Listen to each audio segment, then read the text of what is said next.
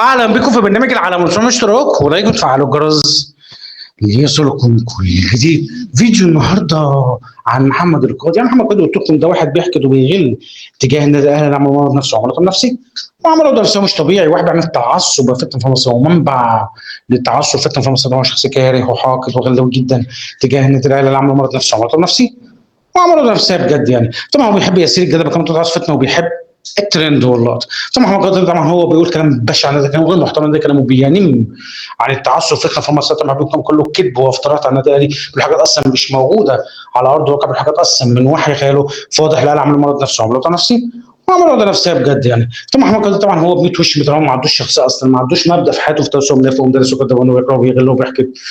والشر ما يبتغى النادي الاهلي عمل مشكله عمل عقده من سنين لانه بيكره وبيغل تجاه نادي الاهلي. طبعا يعني في بجد والله العظيم حاجه في منتهى الكذب وحاجه في منتهى الحقد والغل وحاجه غير محترمه وحاجه في منتهى التعصب فتنه. تعالوا ما كده كده امام قنبله موقوته جوه اوضه اللبس في النادي الاهلي. وعشان كده النادي الاهلي بيسعى ان امام يسيب النادي.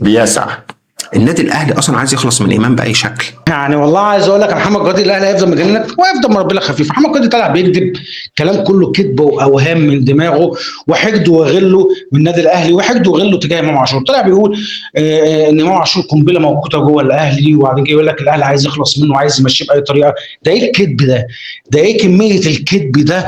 هو بس يا جماعه زي ما قلت لكم امام عاشور واجعهم جامد قوي ومضايقهم جامد قوي، فهم عايزينه ما يكونش موجود جوه النادي الاهلي، ان هو دايما واجعهم ودايما مضايقهم، ويفضل امام عاشور هيفضل وجعك وهيفضل النادي الاهلي دايما وجعك يا محمد القاضي. فعايز اقول لك محمد القاضي الاهلي دايما هيفضل مربوط خفيف ويفضل مجننك ويفضل وجعك ويفضل عامل لك عقده نفسيه. طبعا محمد القاضي طبعا قلت لكم هو بيحب يسير الجدل بكلمه فتنه وبيحب الترند واللقطه. طبعا محمد القاضي طبعا هو كاره النادي الاهلي وحاقد على النادي الاهلي. محمد القاضي اعرف حجمك قبل ما تتكلم عن النادي الاهلي. استنى في حلقه بكره برنامج العالمي. السلام عليكم. رايح للأهلي أنسى وارجع فرحان أهلي كسبان.